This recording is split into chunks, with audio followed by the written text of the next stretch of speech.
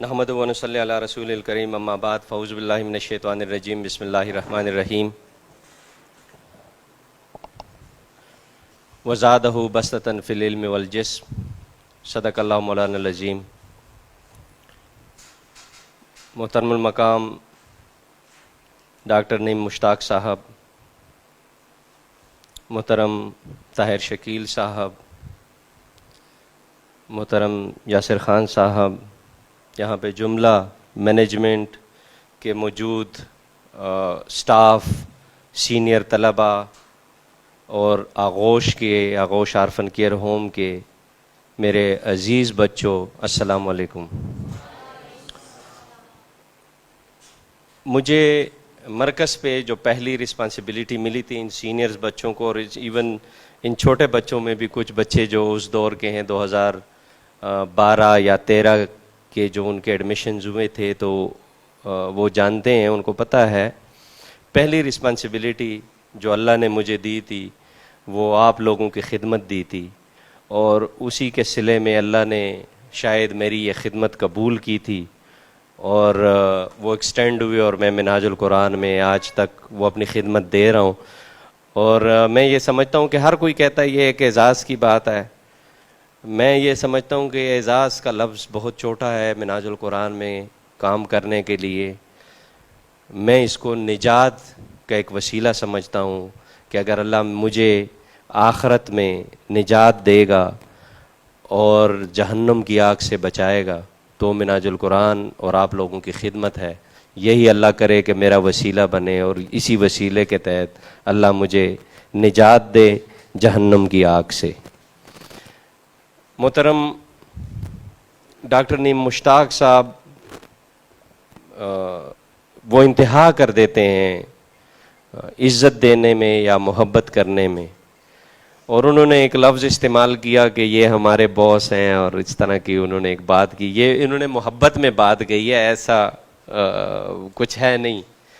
یہ میرے بڑے بھائی ہیں، ان کو بڑا بھائی کہتے ہوئے مجھے خوشی ہوتی ہے، کیونکہ بڑا بھائی کہہ کے یہ ذرا غمگین ہو جاتے ہیں، کیونکہ یہ اپنے آپ کو بڑا نہیں محسوس کرنا چاہتے ہیں، چھوٹا بننا چاہتے ہیں۔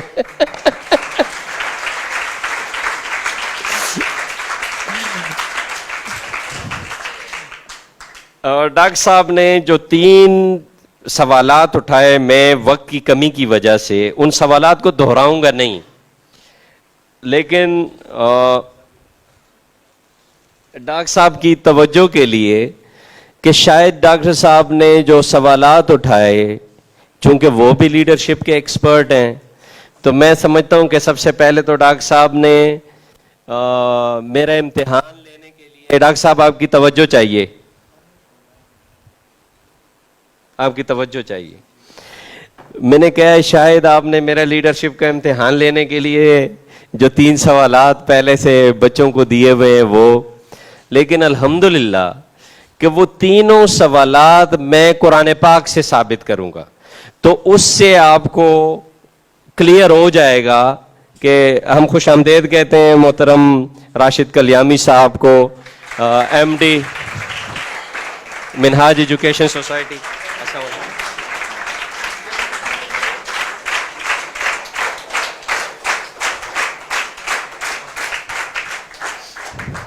بیٹھ جائیں، بیٹھ جائیں۔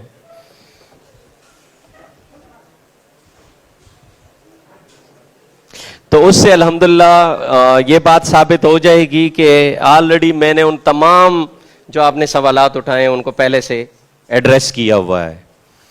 میری یہ جو گفتگو ہوگی اس کے 3 میجر حصے آپ سمجھ لیں، جو کہ ہو سکتا ہے گفتگو کے دوران آپ کو اس روانگی میں پھر یہ محسوس نہ ہو کہ اس کے 3 حصے ہیں۔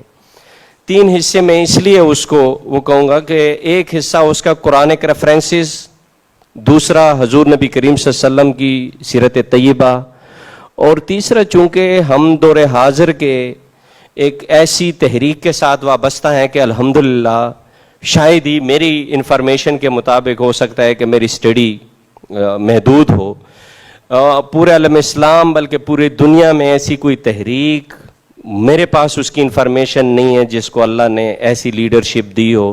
تو میں اپنے حضور قائد محترم شیخ الاسلام پروفیسر ڈاکٹر طاہر القادری صاحب کی زندگی کے حوالے سے بھی کچھ ان کی زندگی کے گوشے لیڈرشپ کے وہ بھی ڈسکس کرتا چلوں گا.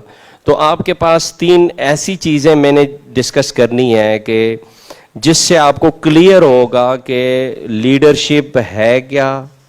ایک لیڈرشپ کی زندگی میں، جیسے ڈاکٹر صاحب نے وہ سوالات اٹھائے، لیڈرشپ ایک لیڈر کی زندگی میں ایک گائیڈ کا، ایک شیخ کا، ایک مربی کا ہونے کی امپورٹنس کیا ہے، وہ میں قرآن پاک سے صرف ایک سمپل سی اگزامپل دے کے آپ کو وہ بات سمجھاؤں گا انشاءاللہ.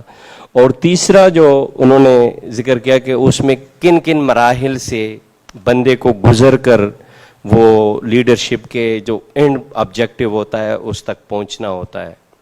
میں نے جو ایک آیت کریمہ کے صرف 2-3 الفاظ جو ہیں وہ سورہ بقرہ کے، یہ دوسرے پارے کے آخری حصے میں یہ ایک واقعہ ہے بنی اسرائیل کا، اور جس میں جالوت ایک ظالم بادشاہ تھا.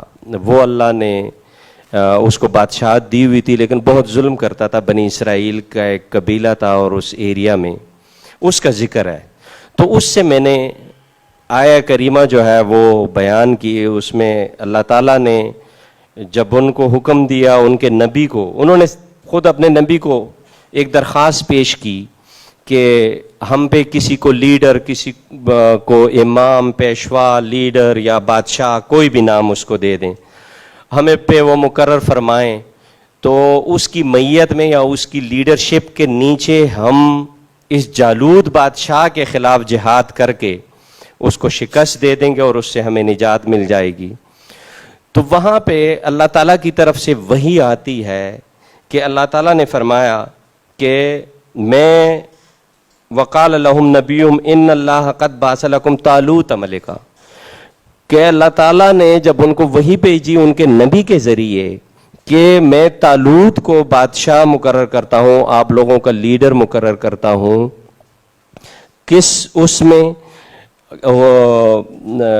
میرے حکم کے مطابق کہ وہ آپ کا بادشاہ ہوگا اور اس کی لیڈرشپ میں آپ جب جالوت کے خلاف جہاد لڑو گے تو اللہ آپ کو فتح نصیب کرے گا. اب وہاں پہ اعتراض لوگوں نے اٹھایا، اس قبیلے کے لوگوں نے، جو بڑے رئیس اور سردار لوگ تھے وہ اٹھے. انہوں نے کہا کہ طالوت کیسے بادشاہ ہو سکتا ہے، قالوا انا یکون لہ الملک، طالوت کو کیسے بادشاہی ملے گی علینا، ہم پر، ونحن احق بالملک، بادشاہی پر تو ہمارا حق بنتا ہے کیونکہ ہم رئیس ہیں، ہم جاگیردار ہیں، ہم پیسے والے ہیں، ہم سرمایہ دار ہیں. وہی چیز آج بھی ہمارے معاشرے میں وہ چل رہی ہوتی ہے اور ہر معاشرے میں یہ چیز چلتی ہے.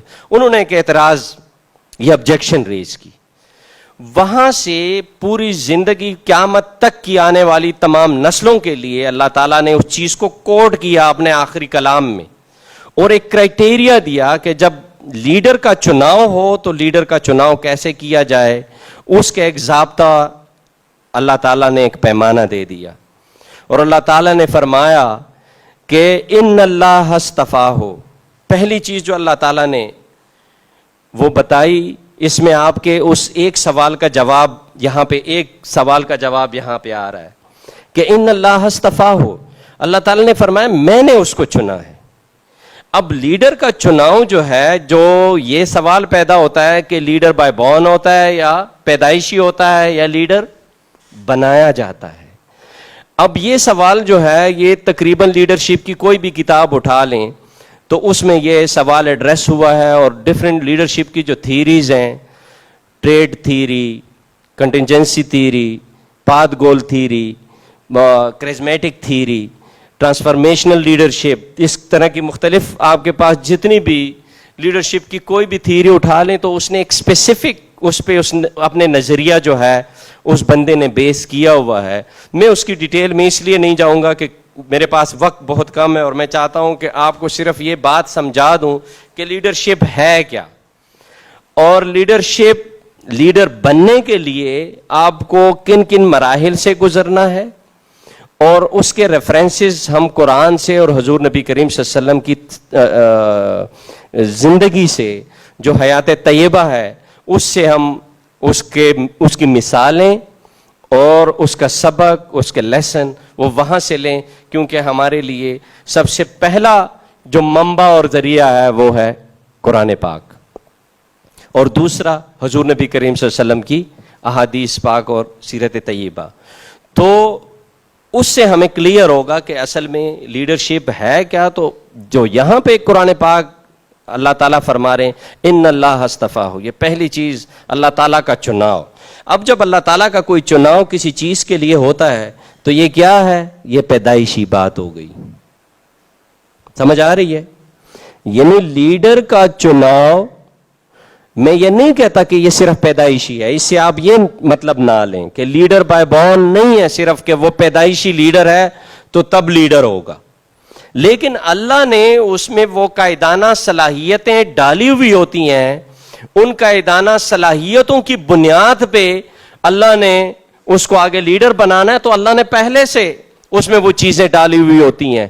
اور یہ جو چناؤ ہے یہ چونکہ اللہ کی طرف سے ہے، یہ چناؤ اس میں کسی کا رول نہیں ہے کہ جو کریکٹرسٹک آپ کو ملتی ہے. ہم میں سے یہاں پہ جتنے بھی لوگ بیٹھے ہوئے ہیں، ہر بندہ ایک الگ رنگت کے ساتھ ہے، ہر بندہ ایک الگ شباہت کے ساتھ ہے، ہر بندہ ایک الگ چہرے کے ساتھ بیٹھا ہوا ہے، ہر بندہ ایک الگ کت کاٹ کے ساتھ بیٹھا ہوا ہے، ہر بندہ ایک الگ وزن کے ساتھ بیٹھا ہوا ہے. یہ تمام چیزیں جو ہیں یہ ڈفرینسز نہیں ہیں. اس کو اردو میں تنوع کہتے ہیں اور انگلش میں اس کو ڈائیورسٹی کہتے ہیں. یہ ہر بندے کی اللہ نے ایک انفرادیت بنائی ہے. اس انفرادیت کی بیس پر ہر بندے کو اللہ نے ایک ایسی کریکٹرسٹکس کے ساتھ پیدا کیا ہوا ہوتا ہے کہ دو بھائیوں کے بھی تمام عادات و خصائل، تمام شخصیت ایک دوسرے کے ساتھ نہیں ملتی. اور اس کی ایک آسان سی مثال میں دے رہا ہوں، فنگر پرنٹس جو ہوتے ہیں، یہ اربہا لوگ ہیں، کروڑہا لوگ ہیں اس میں پوری دنیا میں، لیکن کسی کے فنگر پرنٹس ایک دوسرے سے نہیں ملتے. اور ابھی جو ریسنٹ ریسرچز ہو رہی ہیں وہ تو ایون آنکھوں سے جو ریز نکلتی ہیں، یہ ریز بھی ہر ایک کی الگ ہیں. جو ریسنٹ ریسرچز ہو رہی ہیں، ہر بندے کی آواز کی پچ بھی الگ ہے، کہ کسی بندے کی آواز کی پچ ایک دوسرے کے ساتھ نہیں ملتی. اور آج کل تو اس پہ ان فریکوینسیز پہ لوگوں کی پہچان کی جا رہی ہے کہ اس کی جو آواز ہے، ایک دفعہ وہ آواز ریکارڈ ہو گئی اور ایسے آلے آلریڈی اس کی انوینشن ہو چکی ہے کہ میری ایک آواز وہ ریکارڈ کریں گے اور دنیا میں کسی بھی جگہ میں بات کروں گا تو وہ آلہ جو ہوگا وہ اس کو کیپچر کرے گا کہ یہ امجد علی شاہ کی آواز ہے. اس میں کوئی ڈفرینس کسی اور بندے کی وہ آواز نہیں بن سکتی، وہ نہیں آ سکتی. اتنی انفرادیت کے ساتھ اللہ تعالیٰ نے ہر بندے کو پیدا کیا ہوا ہے. لیکن لیڈرشپ کے لیے اب ہر بندہ تو لیڈر نہیں بنے گا. اگر ہر معاشرے کا ہر بندہ لیڈر بن جائے تو پھر اس کے فالورز کون ہوں گے؟ اور اگر فالورز نہیں ہوں گے تو وہ ایک گروپ کیسے بنے گا، ایک ٹولہ کیسے بنے گا، ایک پارٹی کیسے بنے گی، ایک جماعت کیسے بنے گا، ایک نیشن کیسے بنے گا؟ اس کے بعد اگر ہر کوئی لیڈر بنتا پھرتا رہے گا تو نیشن لیول تک، امت لیول تک وہ بات اسی طرح سے وہ چلتی رہے گی اور یہ فیصلہ کرنا ممکن نہیں ہوگا. جیسے اس واقعے میں اللہ تعالیٰ نے فرمایا ہے، باقاعدہ ڈیمانڈ آتی ہے کہ ہمارا کوئی لیڈر ہوگا، اس لیڈر کی سرپرستی میں ہم جہاد کریں گے اور جہاد کر کے جالوت بادشاہ سے ہمیں اللہ تعالیٰ نجات دے گا. تو پہلی چیز جو اللہ نے اس آیت میں کرائٹیریا جو دیا وہ تھا ان اللہ اصطفیٰ ہو، اللہ نے اس کو چنا. کس کو؟ طالوت کو. وزادہ بسطۃ فی العلم والجسم.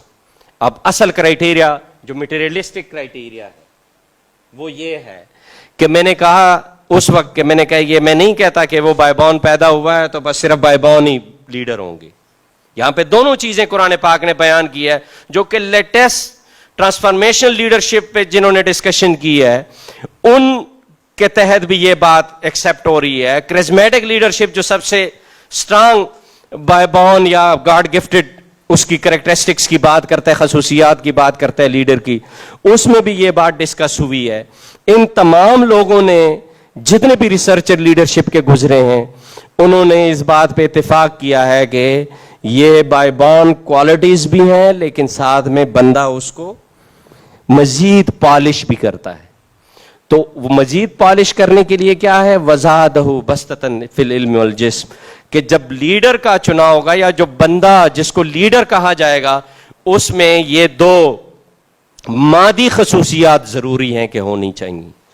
پہلی کہ اس کی وضاقتہ، شخصیت، جو دکھنے میں جو شخصیت اس کی لگ رہی ہے وہ شخصیت جاذب نظر ہونا چاہیے، خوبصورت شخصیت والا بندہ ہو. میں نے کہا تھا کہ وہ 3 حصے ہیں لیکن درمیان میں آپس میں وہ اوور لیپ کریں گے. آپ قائد محترم کی شخصیت دیکھ لیں، یہ نہیں کہ میں ان کا فالور ہوں یا میں ان کا بیٹا ہوں یا میں ان کا مرید ہوں اور وہ میرے مرشد ہیں. ایک بالکل نیوٹرل نظریے سے قائد محترم کی شخصیت دیکھیں. ایسا چمکتا چہرہ آج کل کے دور میں کہیں پہ ہے؟ ایسی شخصیت ہے، ایسی محصور کن جو بات وہ کرتے ہوتے ہیں، جس انداز میں ان کی کنونسنگ ہوتی ہے کہ ایک پی ایچ ڈی بندہ اپنے لیول پر اس سے سبق لے رہا ہے اور ایک بالکل ان پڑھ بندہ جو ہے وہ بھی اس سے ان کی تقریر سے، ان کی واعظ و نصیحت سے اپنے لیے ایک سبق لے رہا ہے. یہاں پہ جو پہلا سوال میرے خیال میں آپ لوگوں کی طرف سے آنا چاہیے تھا وہ یہ ہے کہ لیڈرشپ ہے کیا؟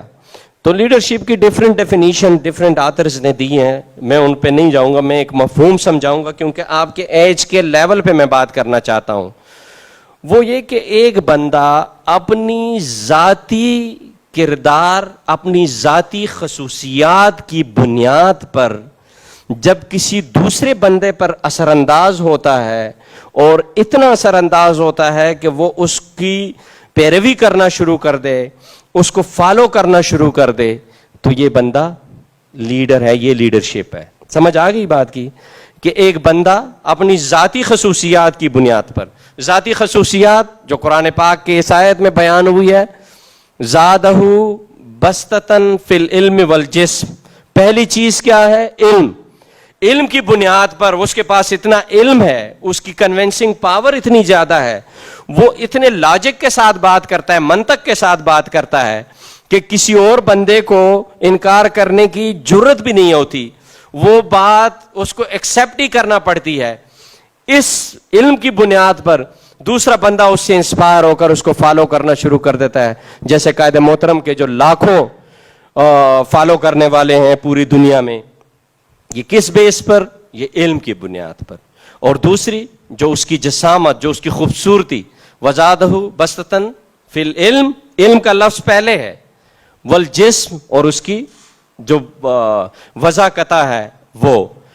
اب جو اس لیڈرشپ کی قائدانہ صلاحیت کے حوالے سے جو 2 اور آپ کے سوالات تھے وہ آگے ایڈریس ہوں گے.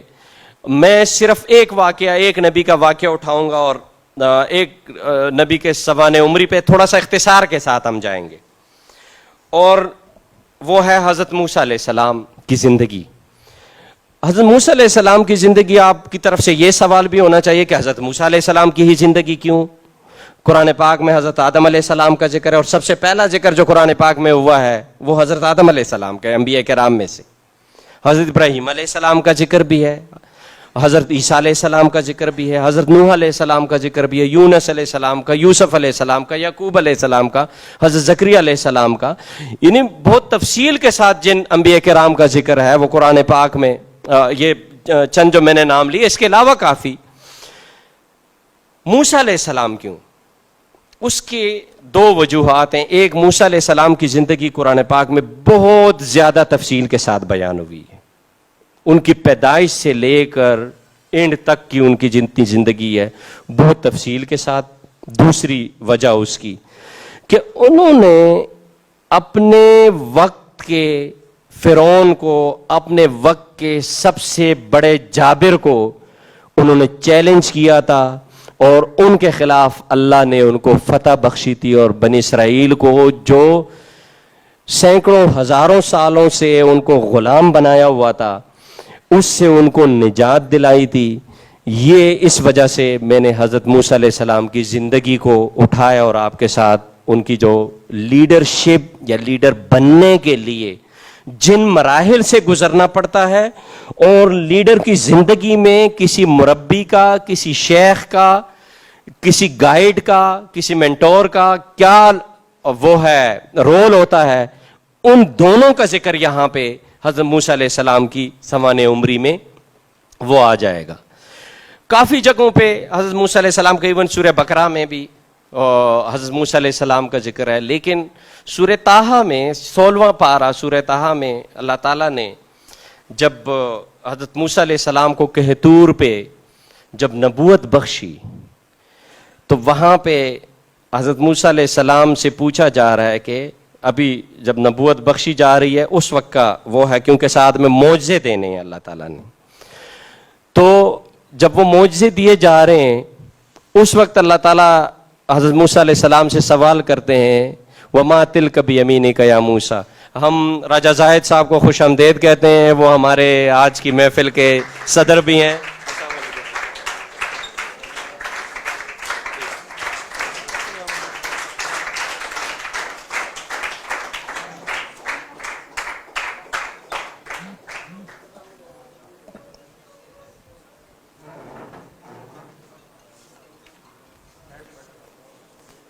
بیٹھ جائیں بیٹا.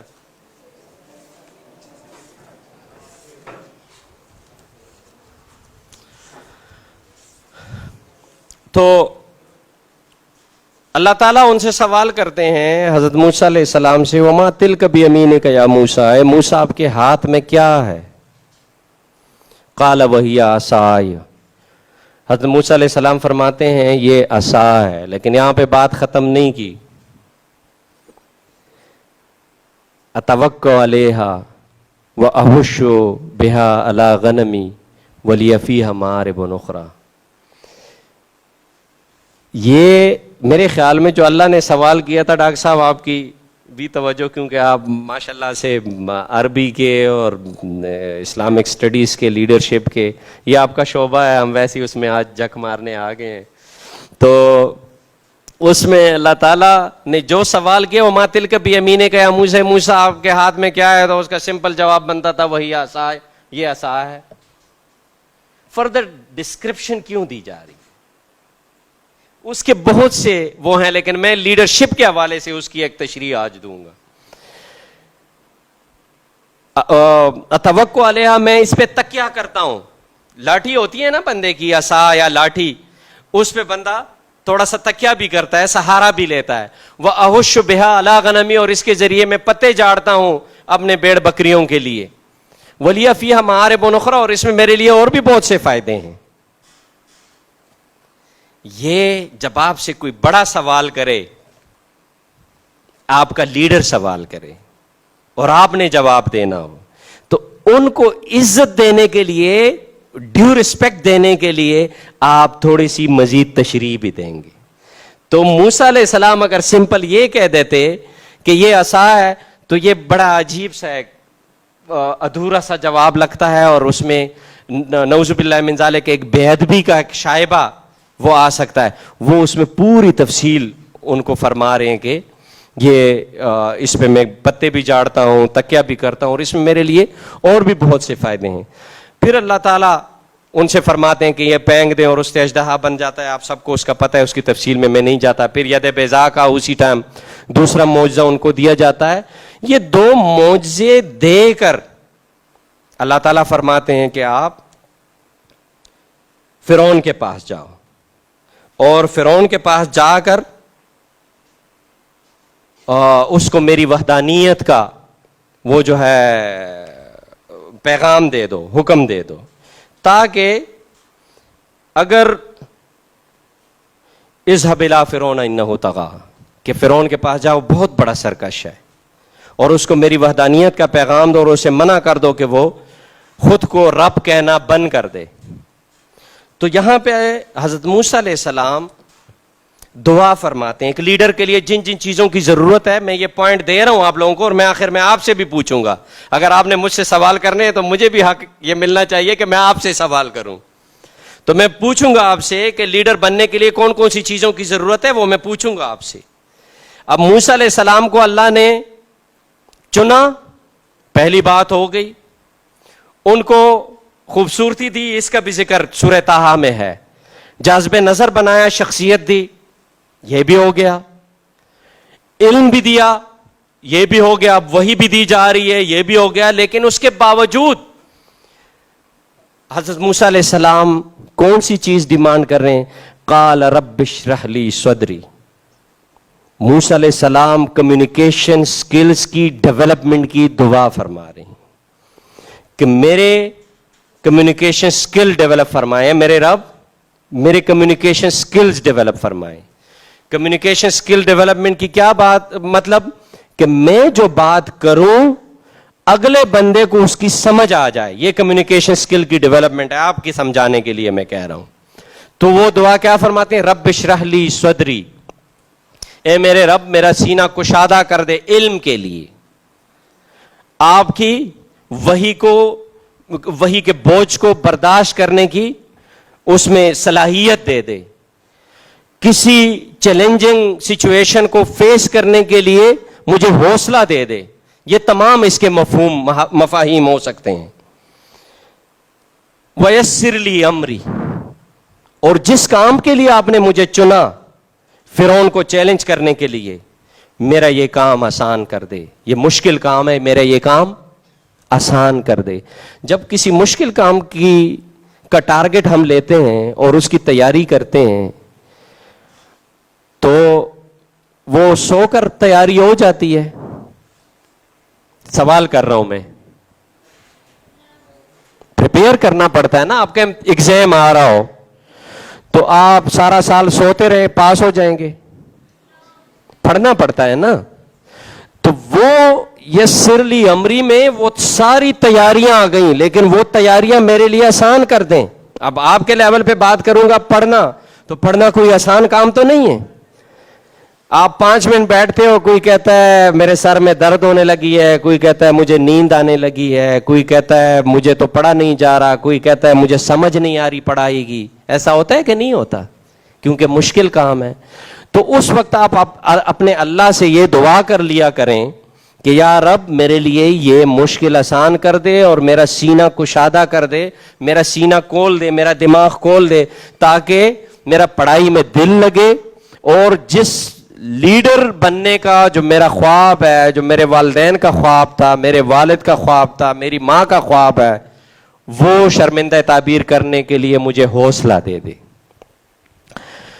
اور رب اشرح لی صدری ویسر لی امری واحلل عقدۃ من لسانی, اور میری زبان کی گرہ کھول دے. یعنی آج کے اس میں آپ کے لیے اگر کوئی بات کرتے ہیں کہ زبان روانی کے ساتھ چلتی رہے. ایک بندہ بولتا ہے اپنی مادری زبان میں بولتا ہے, لیکن درمیان میں وہ ٹھہر جاتا ہے اور جیسے وہ بات بھول گیا ہو, ہکلا رہا ہوتا ہے. اردو میں بات کرتا ہے, وہ صحیح طرح سے کمیونیکیٹ نہیں کر پاتا. انگلش میں بات کرتا ہے, صحیح طرح سے کمیونیکیٹ نہیں کر پاتا. تو سامنے والے بندے پہ وہ بہت اچھی بات کر رہا ہوگا, لیکن اتنا اثر نہیں ہوگا جب تک اس کی زبان میں روانی نہ ہو. اور یہ سارے کمیونیکیشن سکلز کے ڈفرینٹ اسپیکٹس ہیں, ڈفرینٹ کمپوننٹس ہیں, اجزاء ہیں. ان اجزاء کی دعا کی جا رہی ہے. یفقہوا قولی, یہ تمام چیزیں کس چیز کے لیے, کس آبجیکٹو کے لیے حضرت موسیٰ علیہ السلام ڈیمانڈ کر رہے ہیں؟ کہ وہ جو ہے میری بات کو سمجھ پائیں. یہ دعا کمیونیکیشن سکلز میرے بڑھا دیں. یہ بھی ایک دعا کی گئی. دوسری دعا جو اللہ تعالیٰ سے حضرت موسیٰ علیہ السلام, نبوت, 2 بڑے معجزے ملنے کے بعد یہ دعائیں ہو رہی ہیں. اور وہ دوسری دعا ہے وَاجْعَلْ لِي وَزِيرًا مِّنْ أَهْلِي, اور میرا ایک وزیر یا میرا ایک پشپناہی کے لیے میرے ایک دوست, میرے ایک سپورٹر, میرے خاندان سے مجھے ایک سپورٹر بھی دے دیں. ہارون اخی, میرے بھائی کو, میرے بھائی ہارون علیہ السلام کو. کس وجہ سے؟ اخشدد بہی ازری, کہ جس کے ذریعے میری پشت مضبوط ہو. حضرت ہارون علیہ السلام کو بھی نبوت بخش دیں تاکہ وہ میری مدد فرمائیں میں جب جاؤں فرعون کو آپ کی وحدانیت کا پیغام دینے کے لیے, اس کو چیلنج کرنے کے لیے, تو میری پشت پناہی کے لیے, میری موٹیویشن کے لیے, میری سپورٹ کے لیے ایک اور بندہ میرے خاندان سے موجود ہو جو مجھے یہ سپورٹ دے. ہمارا خاندان یہ سب ہیں جو آپ یہاں پہ بیٹھے ہوئے ہیں, ہمارا خاندان یہ ہے. اور ہمارے خاندان میں یہ سپورٹ کیسی ہے کہ اگر آپ کو کسی چیز کی سمجھ نہیں آتی اپنے ٹیچر سے پوچھیں, اپنے روم میٹ سے, اپنے کلاس ویلو سے, اس سے یہ سپورٹ لیتے رہیں. آپ کی جو مشکل ہوگی وہ اس طرح سے آسان ہوتی رہے گی. اب جب یہ دعا کی تو اس میں کوئی بھی چیز ویسے نہیں ملتی. اللہ تعالیٰ جو بھی, اللہ تعالیٰ کی طرف سے ہزارہ لاکھوں وہ ایسی نعمتیں ہیں کہ جو بغیر دعا کے بغیر مانگے ہمیں دی ہوئی ہیں, لیکن جو چیز ڈیمانڈ پہ ہوتی ہے نا وہ اللہ تعالیٰ ویسے نہیں دیتا. یہ حضرت موسیٰ علیہ السلام نے ڈیمانڈ کی تو اس کے بدلے میں کیا فرما رہے ہیں کہ نسبحک کثیرا, اے میرے رب میری یہ دعائیں قبول فرما, میں آپ کا ذکر مزید زیادہ کروں گا, آپ کی تسبیح زیادہ بیان کروں گا. اب جب نیک اعمال کی طرف, یہ دوسری چیز, پہلے کمیونیکیشن سکلز, علم کا حصول, یہ وہ چیزیں ہیں کہ جو آپ کو لیڈر بنانے میں سپورٹ دے رہی ہیں. علم کی اہمیت اور ساتھ میں اللہ کی طرف رجوع الی اللہ, اللہ کا ذکر اذکار اور اپنی لو, اپنا ذہن اللہ کی طرف لگائے رکھنا. وَنَذْكُرَكَ كَثِيرًا, اور آپ کا ذکر بھی زیادہ کروں گا, تسبیح بھی زیادہ کروں گا, ذکر بھی زیادہ کروں گا. اب اللہ تعالیٰ نے اس کے بدلے میں فرمایا قال قد اوتیت سؤلک یا موسیٰ, یہ موسیٰ میں نے یہ دے دی آپ کو, آپ کی دعا قبول فرما دی. لیکن اللہ کی طرف سے اب دیکھیں حضرت موسیٰ علیہ السلام کی پوری زندگی کا ایک ذائچہ حضرت موسیٰ علیہ السلام کو وہ دے رہے ہیں, اور اسی زندگی میں آپ کے یہ سارے سوالات کلیئر ہو جائیں گے. وہ کون سی زندگی کہ اللہ تعالیٰ فرماتے ہیں کہ وَلَقَدْ مَنَنَّا عَلَيْكَ مَرَّةً أُخْرَى, اللہ تعالیٰ نے فرمایا کہ میں آپ پہ یہ پہلی دفعہ یہ انعام نہیں کر رہا کہ جو آپ کو یہ میں نے نبوت بھی دے دی, آپ کو دو بڑی جو ہے اس وقت دو بڑے معجزات بھی دے دیے, ساتھ میں آپ نے جو مانگا وہ بھی دے دیا, کمیونیکیشن سکل, سپورٹر دونوں دے دیے. ہارون علیہ السلام کو بھی نبوت دے دی. صرف یہ نہیں, میں نے آپ پہ اس سے پہلے بھی کئی انعامات کیے ہیں, اور کون کون سے انعامات کیے ہیں پھر میں اختصار کے ساتھ اس پورے واقعے کی اور ان کی زندگی کی طرف, کہ جب حضرت موسیٰ علیہ السلام کی پیدائش ہوتی ہے, آپ نے سنا, چھوٹے بچوں نے اگر نہیں سنا تو نہیں سنا ہوگا, باقی سب بچوں نے یہ سنا ہے کہ جب حضرت موسیٰ علیہ السلام کی پیدائش ہو رہی تھی تو اس وقت فرعون جو بھی بچہ پیدا ہوتا بنی اسرائیل میں اس کو ذبح کرتا, قتل کر دیتا, اور جو لڑکی پیدا ہوتی اس کو چھوڑ جاتا. وجہ کیا تھی کہ اس کو نجومیوں نے بتایا تھا کہ بنی اسرائیل کے ایک لڑکے کے ہاتھوں تیری موت واقع ہونی ہے. اس شک و شبے میں وہ جو بھی بنی اسرائیل کا لڑکا پیدا ہو رہا ہے ان کو ذبح کر رہا ہے. اب جب ان کی پیدائش کا وقت آیا تو حضرت موسیٰ علیہ السلام کی والدہ محترمہ کو اللہ تعالیٰ نے ان کے دل میں بات ڈال دی, وہی کر دی, یعنی ان کے دل میں بات ڈال دی کہ ایک صندوق بنا کر اس میں حضرت موسیٰ علیہ السلام کو ڈال دیں اور ان کو دریا میں چھوڑ دیں. یہ جو ہے آپ یہ کام کر لیں, اللہ ان کو محفوظ رکھے گا. انہوں نے وہ کام تو کیا, لیکن ظاہر ہے ایک بشری تقاضا ہے, پہلے ہی دن پیدا ہونے والا بچہ اور اس کو آپ صندوق میں رکھ رہے ہیں اور دریا میں چھوڑ رہے ہیں, اور دریا کی لہروں کے رحم و کرم پہ چھوڑ رہے ہیں, اور ایک ماں کا دل, میرے خیال میں ادھر ہم میں سے کوئی بھی وہ بات محسوس نہیں کر سکتا, وہ صرف ماں محسوس کر سکتی ہے. تو وہ اس وقت جو تھا ان کے لیے یہ کتنا بڑا امتحان ہوتا ہوگا.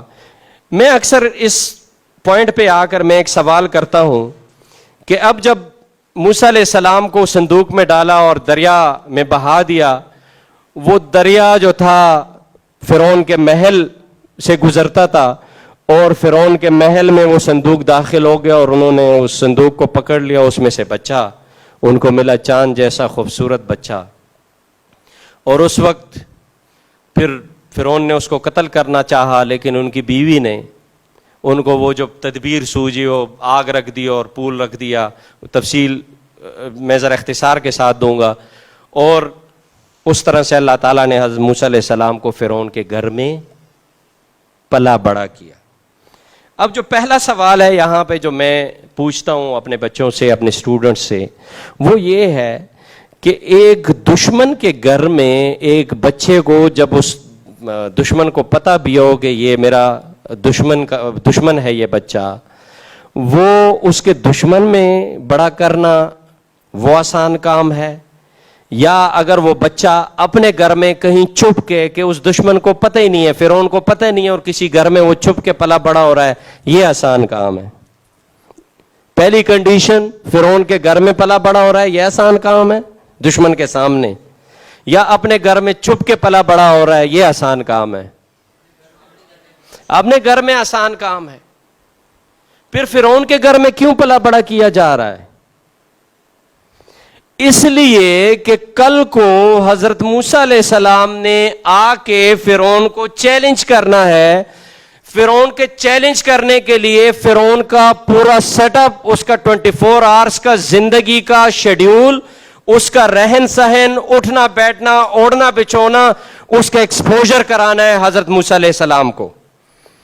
یہ اس وجہ سے نہیں تھا کہ ان کو پروٹیکشن دی جا رہی ہے, پروٹیکٹ تو وہ اپنے گھر میں زیادہ ہوتا, اس لیے موسیٰ علیہ السلام کو فرعون کے گھر میں پلا بڑا کیا جا رہا ہے, تاکہ فرعون کے گھر کا پورا, فرعون کے رہن سہن کا, فرعون کی پوری زندگی کا ان کو ایکسپوجر ہو, اور وہ ساری چیزیں ان کے ذہن میں ازبر ہو جائیں. مثلاً آپ سے ایک سوال پوچھنے لگا ہوں, میری طرف توجہ رکھیں.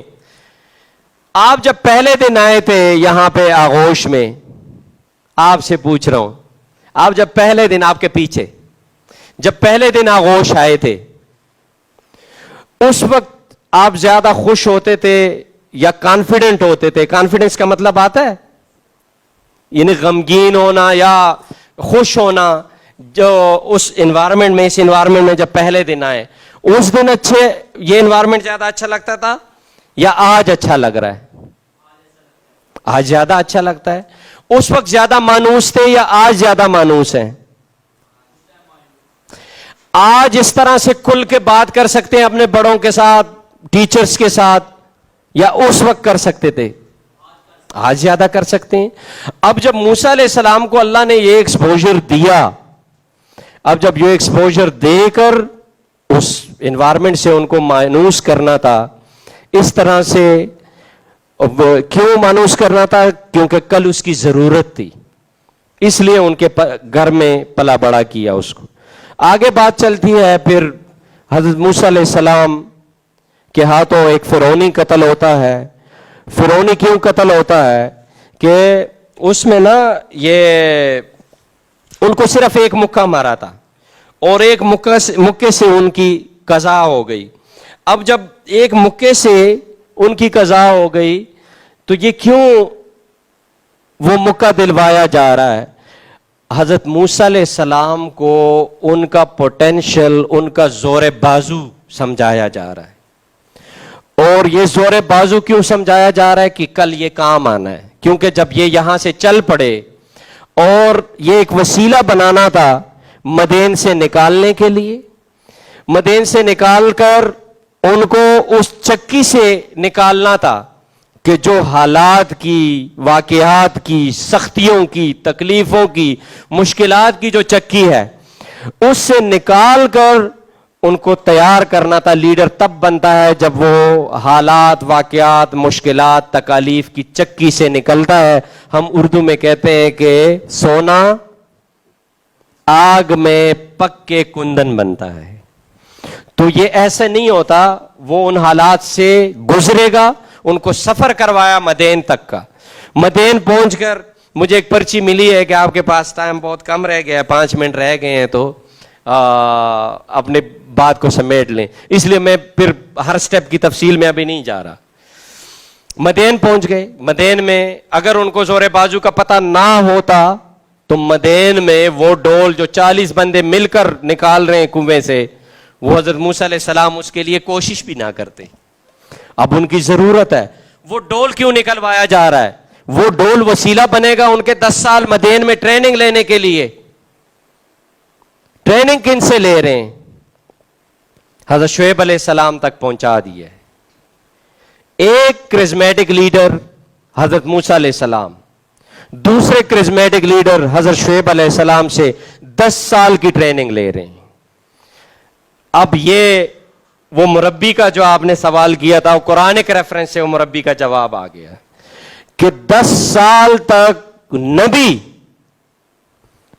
دوسرے نبی سے ٹریننگ لے رہا ہے کہ فرعون کے پاس جب جائے گا تو کیسے چیلنج کرے گا، کیسے بات کرے گا، کیسے لیڈ کرے گا اپنے قوم کو کیسے کنونس کرے گا، فرعون کو کیسے بات کرنے کی کوشش کرے گا، فرعون کے ساتھ کیسے ہم کلام ہوگا، فرعون کے سامنے کیسے ڈٹے گا. یہ 10 سال تک حضرت موسیٰ علیہ السلام کی ٹریننگ ہو رہی ہے. شعیب علیہ السلام کی سرپرستی میں یہ رول ہے مربی کا. اور پھر جب وہ واپس آتے ہیں تو پھر یہ جو میں نے پہلی آیتیں سنائی تھیں وہاں پہ ان کو کوہ طور پہ وہ نبوت دی جا رہی ہے. حضور نبی کریم صلی اللہ علیہ وسلم کی سیرت طیبہ کی طرف آتے ہیں. ان کی ٹریننگ کنہوں نے کی، وہ حالات کی کون سی چکی سے نکلے، ان کا بھی تھوڑا سا اختصار کے ساتھ ذکر ہو جائے. ان کی ٹریننگ، ان کا جو ایک حضور نبی کریم صلی اللہ علیہ وسلم کا جو نام ہے وہ ہے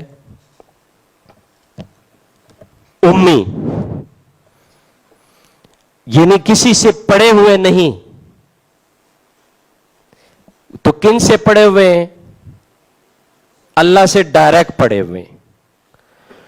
ان کا کی جتنی ہدایت ہے، جتنی گائیڈنس ہے، وہ اللہ کی طرف سے ڈائریکٹ ان کو مل رہی ہے. وہی تو 40 سال بعد آ رہی ہے. تو 40 سال سے پہلے سے جب وہی آئی بھی نہیں ہے، غار ہیرا کیا کرنے جا رہے ہیں؟ اور کنہوں نے ان کو بتایا کہ غار ہیرا میں بیٹھ جائیں؟ اور اس وقت تو پورے کعبہ میں بت ہی بت پڑے ہوئے ہیں. تو نعوذ باللہ من ذالک، اس وقت وہاں پہ تو اگر اللہ کی طرف سے یہ رہنمائی، یہ علم نہ ہو تو بندہ تو اس گمراہی میں بھی پڑھ سکتا تھا. کوئی بھی بندہ پڑھ سکتا ہے. لیکن اللہ کی ڈائریکٹ رہنمائی، اللہ کی ڈائریکٹ میت میں اللہ تعالیٰ نے ان کو پیدائش سے پہلے بھی، پیدائش کے بعد بھی، اور یعنی کائنات بھی جب پیدا نہیں ہوئی تھی تب بھی اللہ تعالیٰ نے ان کو اپنے ہی نورانی اس سے رزق سے اور نورانی جلووں سے اور نورانی علمیت سے وہ حضور نبی کریم صلی اللہ علیہ وسلم کو نوازتے رہے. یہ تو ان کی علمیت اور ان کی مینٹور یا ان کے جو مربی، اس کی بات ہو گئی حضور نبی کریم صلی اللہ علیہ وسلم کی. لیکن حالات کی چکی سے میں صرف ایک واقعہ بیان کروں گا، باقی حالات کی چکی مختلف زمانے حضور نبی کریم صلی اللہ علیہ وسلم کی سیرت طیبہ جب آپ نے بھی پڑھی ہے، پڑھتے رہتے ہیں، سنتے رہتے ہیں، مختلف واقعات ہیں. میں صرف ایک اٹھاؤں گا اور وہ ہے طائف کا واقعہ. اور طائف کے واقعے میں ڈاکٹر صاحب بھی وہاں گئے، اور مجھے یقین ہے کہ راجہ صاحب نے بھی طائف وزٹ کیا ہوگا. مجھے بھی اللہ نے سعادت بخشی تھی تو میں نے وہ تمام جگہیں جہاں پہ حضور نبی کریم صلی اللہ علیہ وسلم پہ یہ تشدد ہوا تھا، پتھر مارے گئے تھے، جس باغ میں پناہ لی تھی وہ اللہ نے دیکھنا نصیب کیا تھا. تو جو ایک دن حضرت خدیجہ رضی اللہ تعالیٰ عنہ ام المومنین وہ پوچھتی ہیں کہ حضور آپ پہ سب سے زیادہ ظلم سب سے زیادہ ظلم دین کی، اللہ کے دین کی ترویج تبلیغ میں کس نبی پہ ہوئے؟ حضور نبی کریم صلی اللہ علیہ وسلم نے فرمایا صرف طائف میں مجھ پہ جو ظلم ہوئے ہیں وہ 1,24,000 کم و بیش انبیاء کرام کی تمام تکالیف اکٹھی کر کے اس جتنی نہیں ہو سکتی. لیکن صبر دیکھیں، لیڈر کے لیے ایک یہ بھی کریکٹرسٹک کہ صبر کس لیول تک کا ہے کہ وہ پتھر یہاں پہ گیلری میں ڈاکٹر صاحب نے اس کی ایک تصویر بھی لگائی ہے اس پتھر کی. وہ پتھر آج بھی موجود ہے کہ حضور نبی کریم صلی اللہ علیہ وسلم جس پتھر پر سستانے کے لیے اور زخموں سے چور چور ہیں.